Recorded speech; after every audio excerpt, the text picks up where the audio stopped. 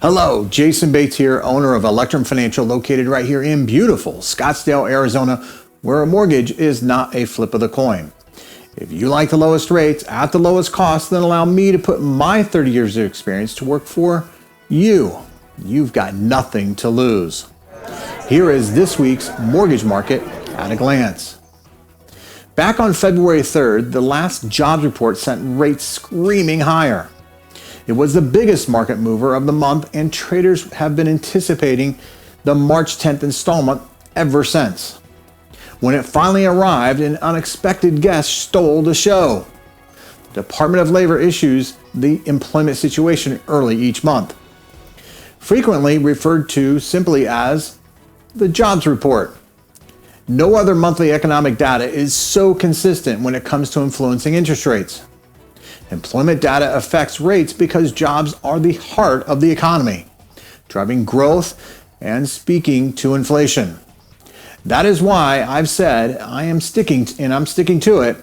Mortgage rates in 2023 will be determined by employment data and wage growth. Economic growth and inflation are the two biggest inputs for interest rates. The jobs report happened to be doubly important this week as markets sought clarity after last month's extremely strong reading. Adding to the anticipation, in Tuesday's Senate testimony, Fed Chair Powell called out the jobs data as one of the only two key reports that would have a bearing on the size of the next rate hike. All that to say, all eyes were on the jobs report on Friday morning. It would have taken a shocking event such as a massive natural disaster, a major military escalation involving the U.S., or an unexpected failure of a very large financial institution. A high-profile bank failure is exactly what happened. #timing. While Silicon Valley Bank wasn't even a tenth of the size of Chase or Bank of America, it was nonetheless the 16th largest bank in terms of assets, bigger than household names like Morgan Stanley and Key Bank.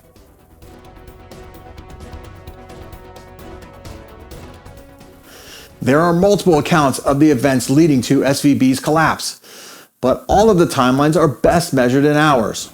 Concerns began to swirl on Thursday, but really came to a head on Friday morning when the stock price continued to plummet. Before noon Eastern Time, the FDIC announced the seizure of SVB's assets. Now, back on Tuesday, the average market participant would have scoffed at the idea of a top 20 failure happening in such a precipitous way by the end of the same week. Suddenly, it was a reality, and that raised immediate questions involving words like contagion and systemic risk. Pundits harkened back to the events leading up to the great financial crisis of 2008, and while the present situation is unequivocally different, it still had a big impact on markets at the end of the week. When it comes to markets, stocks and bonds are the two team captains. Investors tend to buy stocks when they are more open to risk in exchange for higher returns. They tend to move away from risk by buying bonds, which offer a lower return, but on predetermined terms that won't improve if the market improves. This divergent risk/reward relationship means that investors often sell stocks to buy bonds and vice versa, depending on the level of risk they want to take on.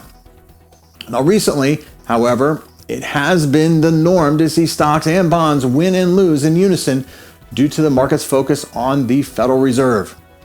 The underlying premise is simple. A friendly Fed is a rising tide that lifts all boats. Stocks and bonds both improve when the Fed is dovish. On a chart, this would look like stock prices moving higher and bond yields moving lower. Conversely, when the Fed is hawkish, stocks would drop and bond yields would rise.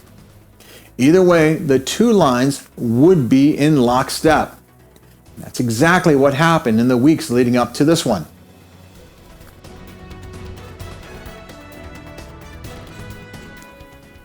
In fact, the traditional pattern hasn't been very common since the beginning of 2022. That all changed at the end of this week as markets locked in to an old-fashioned flight to safety, which is sell stocks, buy bonds.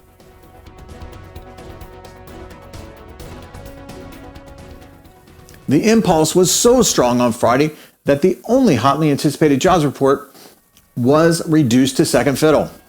We're left to merely guess at what its impact might have been in the absence of the bank failure. There's no way to know for sure because headline jobs creation was much stronger than expected but lower than last time. Additionally, wage growth cooled and unemployment ticked up. Both would be good for rates and bonds. Now, on a side note, how can we have strong job creation and higher unemployment? Part of that reason is that more workers re-entered the workforce, but that's not enough to account for the discrepancy.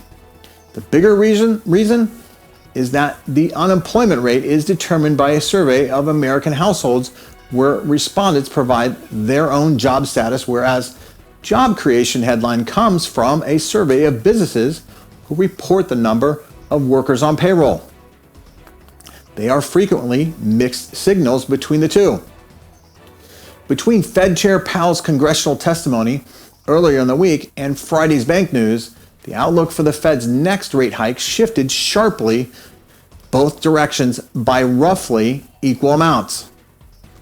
Powell made markets expect a higher Fed funds rate, and all of those expectations were erased by the end of the week.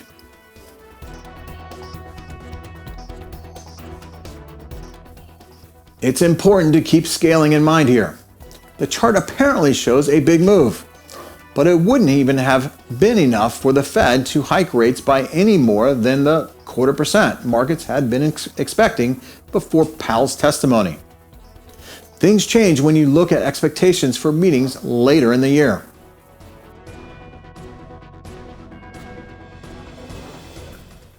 Simply put, traders saw the Fed hiking to just under 5.5% at the start of the week, just under 5.7% after Powell, and then down to 5.2% on Friday. The previous chart refers to the Fed funds rate, which applies to overnight lending among large institutions. Mortgage rates are not directly dictated by the Fed funds rate, but in general, when markets shift to expect lower Fed funds rates in the future, mortgage rates also tend to move down. This week was no exception, but the mortgage market didn't move nearly as much as other parts of the rate market.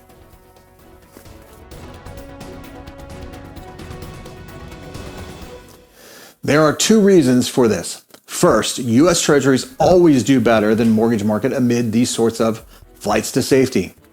Secondly, Silicon Valley Bank had large holdings of mortgage-backed securities, the bonds that underlie and dictate the mortgage rate environment. The issue here isn't as much about concern over the quality of the bonds as concern about additional supply of mortgage-backed securities hitting the market. Remember, higher supply equal higher rates, all other things being equal. So what's next? Well, from here, the market turns its attention to the next consumer price index, the only other monthly economic report in the same league as the jobs report.